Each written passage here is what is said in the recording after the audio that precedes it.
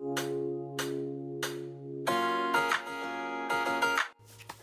guys, so welcome back to my channel. Please like and subscribe.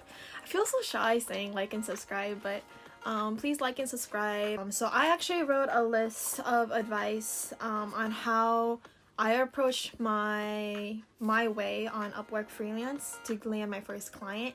And I got really lucky. I got super lucky when I found this one client. He literally wrote in his job posting that he understands what it feels to be looking for a contract job on Upwork, so he's willing to give you a chance, and you can be a first timer, and he will like try to, of course he will interview other people, but he wants to, you know, he's open to letting first time freelancers like give them a chance to work with him. So I got really lucky and I landed him. I found him, and then he actually, that job was actually taken with other freelancer, but instead he saw my portfolio and he really liked my work, so he actually made another separate job post and had me apply for that, and then like interview me right on that section, Upwork interview, and then hired me. So that's how I landed my first client.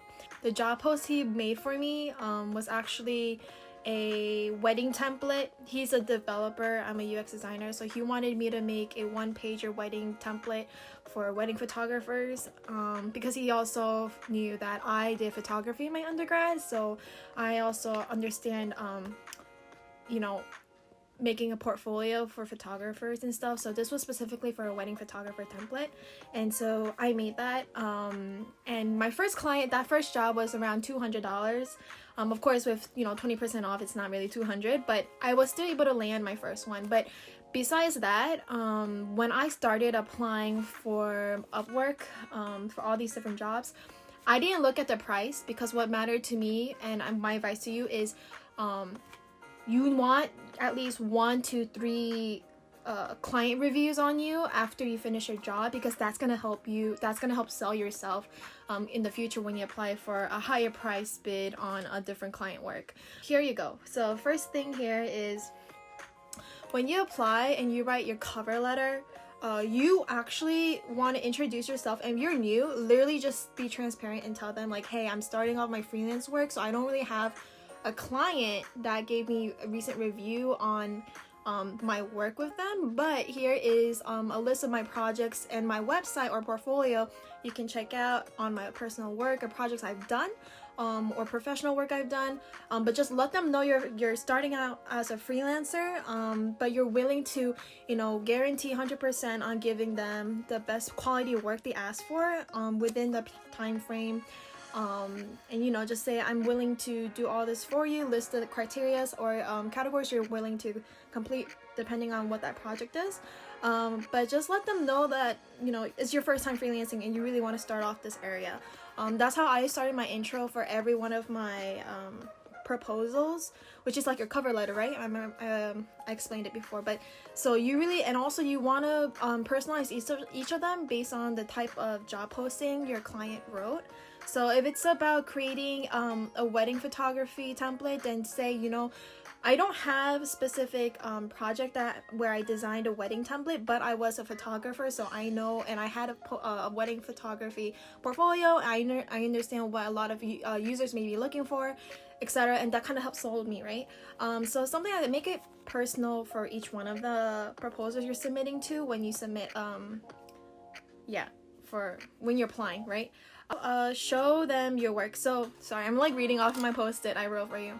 So like I said, if you don't have a freelancer job before and it's your first time, literally show off your work. You know, you can attach screenshots of your client work that you did before, or your professional work you did, or your personal project, to show them what you've done, that this is what you're capable of, so they have visual like proof, like, oh yeah, you're good at this, I guess, right?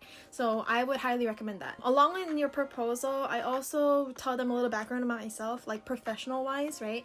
Like where you worked, what position. So I worked at this company as this UX designer, and then I moved on as a product designer to another company, and then I'm also working freelancer because I really want to start off my freelance gig.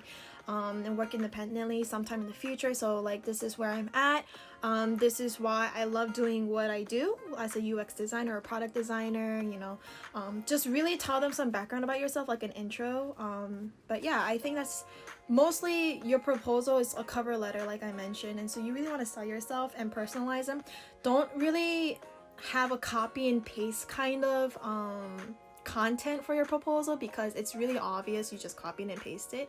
And also some of the clients are really like smart, so they would actually write in your proposal, use this word in your proposal. So, and some people don't read that and they just copy and paste, so clearly it shows like you didn't read their job posting properly, because they said use this word. So we didn't copy and paste it, you know. So you want to be aware of that and actually read the job post, because that has happened a couple of times and I caught on. Not that I copied and paste. I did copy and paste like the ending part, like I guarantee you 100% I can get this work done for you in the timely manner, within time frame, with this and this and this, based on the criteria you want. Please stay safe, healthy. Look forward to hearing from you. And yeah, that's my copy and paste, like the conclusion paragraph, but within the intro and the body, it changes a bit based on the client's job post. So yeah, that's what I would say for the cover letter or proposal, right? They call it proposal. Yeah, I said that. Okay, another important part when when you're starting off freelancing is you want to complete your profile to 100%. Don't half-ass that shit. Don't half-ass it. You want to complete 100% profile. So your intro, you can make different sections. So I'm a UX designer, but I also do graphic design on the side, so I have different specialized section.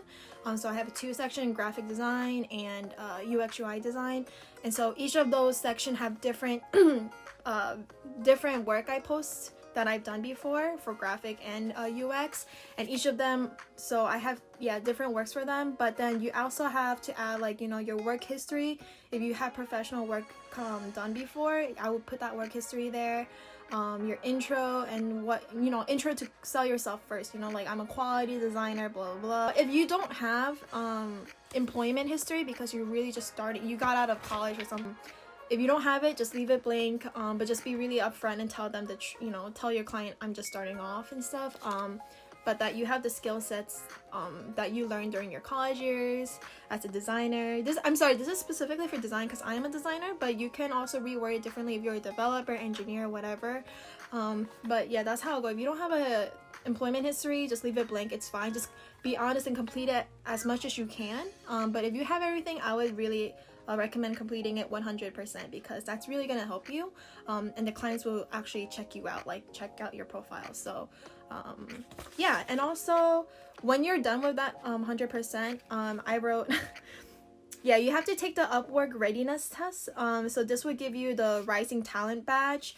So there's like a star underneath your name in your Upwork profile, and it would say Rising Talent badge, and that means that actually shows to clients that, hey, she's rising, like she just started, she's kind of new or something like that, but you're like getting up there, you're getting clients and you're building, and you're actually pretty involved in using Upwork platform. So in order to get the Rising Talent badge, you have to take the Upwork Readiness Test. Let me tell you, I failed like 3 times, but you can always take it over and over again. And then my 4th time, I think, or 5th time, I don't know which one, I passed. So then I got the Rising Talent badge, and then I was able to actually apply more. But that's my advice to you when you start off, what you should complete and make sure you have, and what you should write. I started mid-September, and when I first started, when you first sign up, they give you 20 free connects. I didn't really understand. I understood what connects were, but I didn't really use my connects smartly, like really well. I just applied to whatever, and I didn't really check out, if that client was payment verified, or if this client is actually active, and when's the last time they actually viewed the job posting they posted. I didn't check if they had previous previous work job done completed, if they're, you know, their ratings. I didn't check that. I just applied, and I don't recommend that. I actually really recommend you to check it out. That's what I learned. That was my first mistake. So my advice is, please check your client. Just as they are also checking you out and interviewing you, you are also interviewing them. I know it's more like probably you need them the most, right? Because you need to get paid. You need that extra money, right? Totally get that. But you're just wasting connects if you don't do what I just said, right? If you follow what my mistakes, you're wasting more money, because then you have to buy more connects. But you can always make more connects. And when you get I don't know when it was, when I finished my Upwork Readiness Test and I got that Rising Talent badge, Upwork gifted me additional more connects afterwards. So I had around like 70 or 80 by then, in September. So they never did that afterwards, so I think that stopped. But I think it's only after you finish that. So maybe you guys can let me know how it goes, if it actually did work like that, if it works for them like that way. But anyways, I applied crazy. After I used my 20 connects, I bought more. I bought more because I did have extra money, you know, saved in my bank. So I'm like, okay, why not just buy more and apply? I bought more and I applied, and I made sure so after I learned my lessons, I made sure the client is verified, so their payment verified. So that means you don't have to wait for them to actually get their payment verification completed, because that's going to take you a lot more longer when you get your money. And you want to also make sure the client is also has a positive review on them, so they have 5 stars. That's gonna guarantee like, hey, they're really serious too, they need this job done, etc.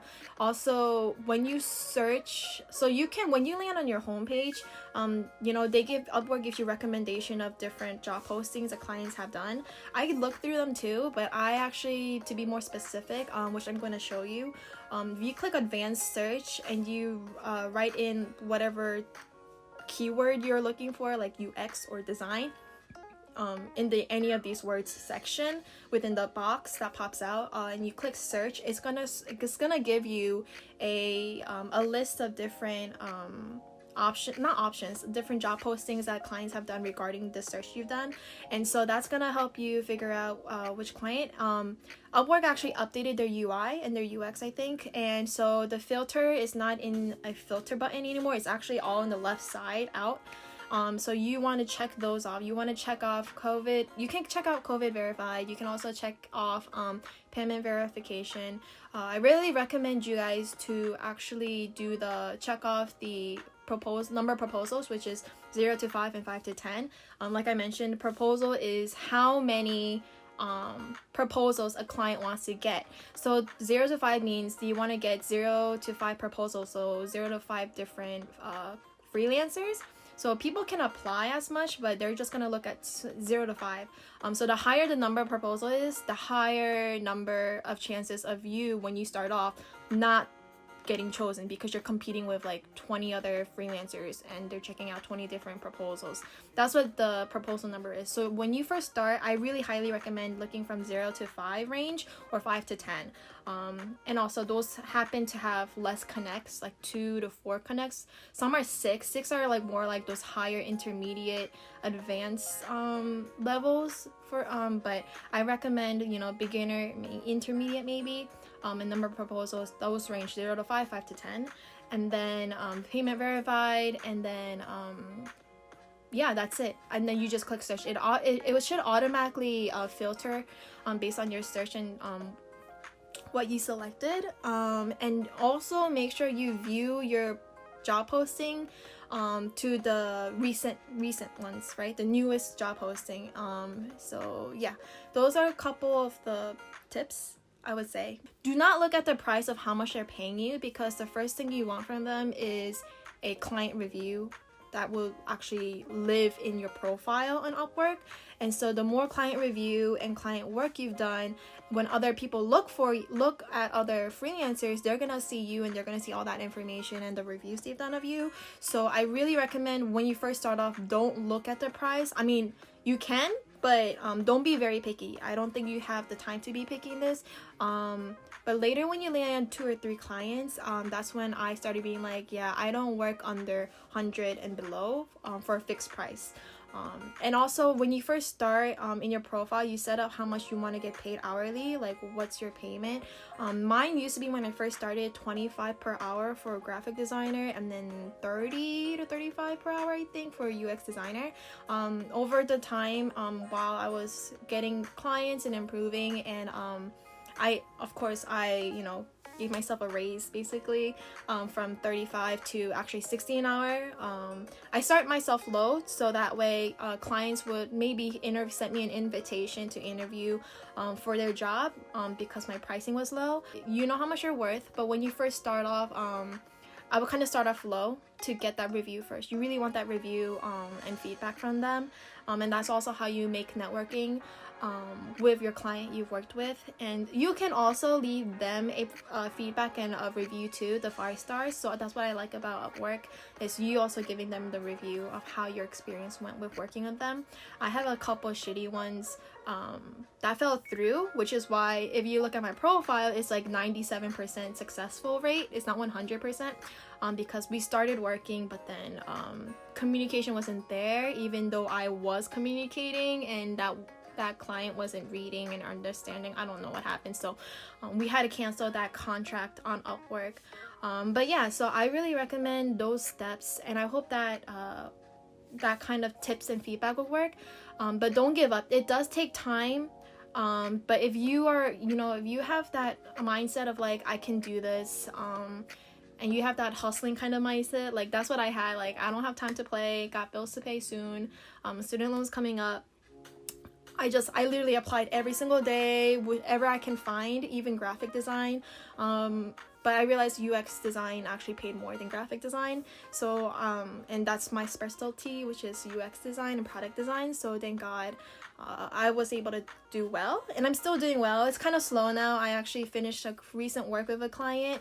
And now I'm also back to looking for more. But let me tell you, once you get your first client, I feel like first 1 to 3 clients afterwards, it gets a little bit easier, because you start getting invitations, like I mentioned, where the client would invite you to apply for their job, which now I understand why it's called invitation or interview or something like that, whatever it's called. But yeah, those are the tips on how, and advices, and how I landed mine first. I applied like crazy because I had enough connects to apply to them. So yeah, I hope that helped. If you want a specific number how many I applied, Monday through Sunday I was always checking on Upwork on my app.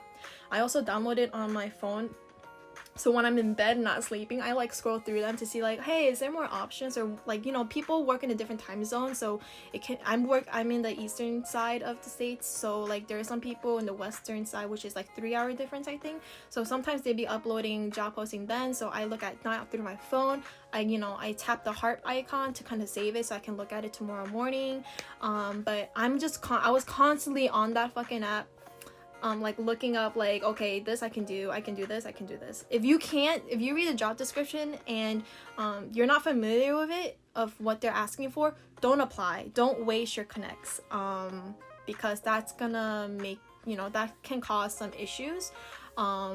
And so I recommend you apply to jobs that you can do, that you know how to do well, and then later maybe practice on your own or figure out a way how to do it later on. And I think I'm gonna also record my advice of what I did. I told you earlier on showing you how I did it through Upwork, sharing my screen. But I hope that helped. Just don't give up. You can do it. With COVID going on, it's kind of like a blessing in disguise. I feel like a lot of people are freelancing now in a sense, because a lot of companies actually had to lay off some full-timers because they don't have enough funds, and they're actually hiring more freelancers because it's kind of cheaper in a sense, because it's not an annual income. It's like a one-time payment, so it might be cheaper for them. So there are more options to finding a freelance job now, but that's what I recommend. So don't give up.